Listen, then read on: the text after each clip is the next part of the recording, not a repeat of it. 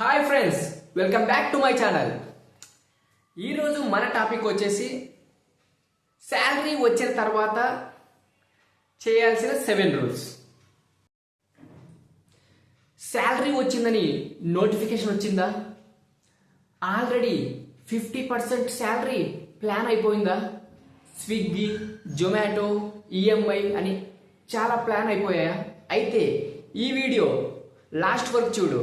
నీకు ఈ వీడియోలో నేను 7 రూల్స్ ఎక్స్ప్లెయిన్ చేస్తున్నా. శాలరీ వచ్చాక మనం సేవింగ్స్ ఎలా చేసుకోవాలి అని. నేను కూడా మీలాగే శాలరీ వచ్చాక చాలా అమౌంట్ వేస్ట్ చేశా. ఎక్కడ ట్రాక్ లేదు, జస్ట్ ఎక్కడ పడితే అక్కడ ఖర్చులు పెట్టేశా. ఓకే, ఈ వీడియో 7 రూల్స్ ఏంటంటే, ఫస్ట్ రూల్ 50-30-20 రూల్. అంటే 50% అమౌంట్ని నీ బేసిక్ నీడ్స్కి యూజ్ చేయి. Daily wages, petrol, bills, rent, ఇలాగనమాట. నెక్స్ట్ 30%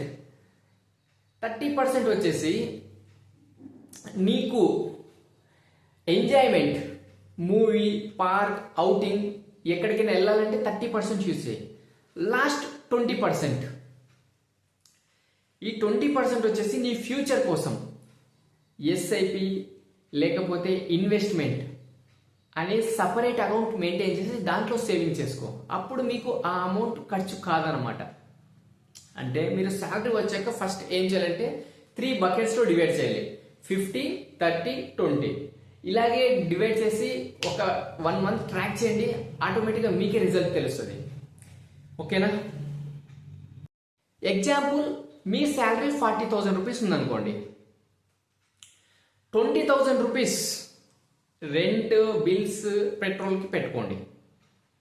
నెక్స్ట్ 12,000 రూపీస్ మీ ఎంజాయ్మెంట్కి, మూవీ, పార్క్, అవుటింగ్ పెట్టుకోండి. Last 8,000 rupees future savings. దీన్ని మీరు టచ్ చేయొద్దు. అలాగే సపరేట్ అకౌంట్ మెయింటైన్ చేయండి. కావాలంటే ఆటో డెబిట్ సిస్టమ్ పెట్టుకొని ఆటోమేటిక్గా ఆ అకౌంట్కి లింక్ చేయండి. మీరు అది మర్చిపోతారు, ఆటోమేటిక్గా సేవ్ అవుతుంటుంది. ఓకేనా? Second rule, pay yourself first. అంటే శాలరీ పడ్డాక అమౌంట్ నేను ఎవరికి ఇవ్వాలి ఫస్ట్? బాస్కా, షాప్ ఓనర్కా, రూమ్ ఓనర్కా? కాదు బ్రో, శాలరీ వచ్చిన తర్వాత ఫస్ట్ నీకు నువ్వే పే చేసుకోవాలి. నేను చెప్పా కదా, 20% అమౌంట్ స్టాండర్డ్ ఇన్స్ట్రక్షన్ అని అది సెట్ చేసుకొని ఆటో డెబిట్ చేసి ఇమ్మీడియట్గా వేరే అకౌంట్ ట్రాన్స్ఫర్ చేయాలి. ఇదే రూల్ 2. Rule 3, emergency fund. అంటే సడన్గా బైక్ రిపేర్ వచ్చిందా, జాబ్ పోయిందా, హాస్పిటల్ ఖర్చులు పెరిగాయా, క్రెడిట్ కార్డులో అమౌంట్ తీయాలని ట్రై చేస్తున్నావా, అప్పు ఎక్కువ అవుతుంది. కాబట్టి నువ్వు ఇలా థింక్ చేయి. ఎవ్రీ మంత్ శాలరీ వచ్చాక 5,000 రూపీస్ నువ్వు సపరేట్ అకౌంట్లో ఎమర్జెన్సీ ఫండ్ అని సేవింగ్ చేసావనుకో, అదే 6 మంత్స్లో ఒక 30,000 రూపీస్ అవుతుంది. నీకు ఎప్పుడు ఎమర్జెన్సీ వచ్చినా కూడా ఈ ఫండ్ యూజ్ చేసుకోవచ్చు. టెన్షన్ పడవద్దు. ఓకే. రూల్ 4, బ్యాడ్ డెబిట్ని ఆపు. అంటే మనకు లోన్స్లో 2 టైప్స్ ఉంటాయి. ఒకటి బ్యాడ్ డెబిట్, ఇంకోటి గుడ్ డెబిట్. బ్యాడ్ డెబిట్ అంటే credit card, EMI, bike loan అలాంటివి. గుడ్ డెబిట్ అంటే ఎడ్యుకేషన్ లోన్ అలాంటివి అనమాట. మీకు బ్యాడ్ డెబిట్ ఉంటే ఇమ్మీడియట్గా ఆ అకౌంట్ని క్లోజ్ చేసేయి. ఎందుకంటే 18-24% ఇంట్రెస్ట్ పడుతుంది. ఓకేనా? మీకు శాలరీ అంతా ఆ ఇంట్రెస్ట్లోనే తినేస్తుంది. రూల్ నెంబర్ 5, బ్యాంక్లో మనీ పెడుతున్నారా? అయితే మీకు ఎఫ్డి ద్వారా 6% అనేది ఇంట్రెస్ట్ వస్తుంది. అదే మీరు మంత్లీ 1,000 రూపీస్ ఎస్ఐపి పే చేస్తే 12-5% వస్తుంది. ఫ్యూచర్లో లక్షల్లో డబ్బులు అవుతాయి. అలాగే మీరు మనీని ప్యాసివ్ ఇన్కమ్ లాగా చేయొచ్చు. ఎలాగంటే మీరు ఒక స్కిల్ డెవలప్ చేసుకున్నాక ఆ స్కిల్ నుంచి డైలీ మీరు డబ్బులు సంపాదించవచ్చు. Making money is better. Okay. Rule number 6, డబ్బులు ఎక్కడికి వెళ్తున్నాయి? ట్రాక్ లేదు.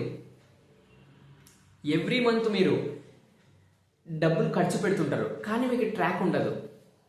ఎక్కడికి వెళ్ళిందో తెలియదు, శాలరీ పడింది అయిపోయింది, ఎలా పోయిందో తెలియదు అంటున్నారా? అయితే మనీ మేనేజర్ యాప్ యూజ్ అయ్యి, ఆ యాప్లో మీకు స్టెప్ బై స్టెప్ ట్రాక్ అన్నీ కూడా ఉంటాయి. కాఫీ ఖర్చు, స్నాక్స్ ఖర్చు అన్నీ కూడా లక్షల్లో లాస్ అవుతుంటాం మనకు తెలియకుండానే. ఒక 1 మంత్ నువ్వు ట్రాక్ చేయి, నువ్వే షాక్ అవుతావు, ఓ ఇంత ఖర్చు చేస్తున్నానా నేను అని. లాస్ట్గా 7th రూల్, ఖర్చు తగ్గించడం మాత్రమే కాదు. అంటే ఇప్పుడు మనకి డైలీ ఖర్చులు ఉంటాయి, దాన్ని తగ్గించలేము, కానీ అమౌంట్ని ఇంక్రీజ్ చేసుకుని థింక్ చేయండి. అట్లీస్ట్ నువ్వు 1000 రూపీస్ సేవ్ చేస్తే మ్యాక్సిమం అది 10,000 రూపీస్ అవుతుంది 10 మంత్స్కి. కానీ నువ్వు ఒక స్కిల్ డెవలప్ చేసుకుంటే శాలరీ లాగా అది కూడా ఎక్స్ట్రా 10,000 రూపీస్ అమౌంట్ వస్తుంది. ఫర్ ఎగ్జాంపుల్ కోడింగ్, యూట్యూబ్, ఏదో ఒకటి కోర్స్ నేర్చుకో, ట్రై చేయి, ఇది కూడా ఒక శాలరీలా ప్యాసివ్ ఇన్కమ్లా అవుతుంది. ఓకేనా? అలాగే డబ్బులు 10,000 రూపీస్ అంటే కూడా మీకు ఇన్ఫినిటీగా ఖర్చులు పెరగవచ్చు ఫ్యూచర్లో. ఒకసారి ఈ రూల్ ఫాలోగా స్ట్రెస్ తగ్గుతుంది, ప్రాపర్ ప్లానింగ్ ఉంటుంది, సేవింగ్స్ కూడా పెరుగుతాయి. ఓకే, ఈ వీడియో మీకు నచ్చినట్లయితే కుపేంద్ర శెట్టి అనే ఛానల్ సబ్స్క్రైబ్ చేసుకుని ఒక చిన్న లైక్ చేసి అలాగే నోటిఫికేషన్ బెల్ ఐకాన్ పైన కొట్టండి. నా వీడియోస్ అన్నీ కూడా మీకు రీచ్ అవుతాయి. మీకు ఇంకా ఇలా ఫైనాన్షియల్ రిలేటెడ్ టిప్స్ కావాలంటే నా అకౌంట్ని సపోర్ట్ చేయండి. ఓకే, అంటిల్ దెన్ నెక్స్ట్ వీడియోలో కలుద్దాం. Learn and grow. బాయ్.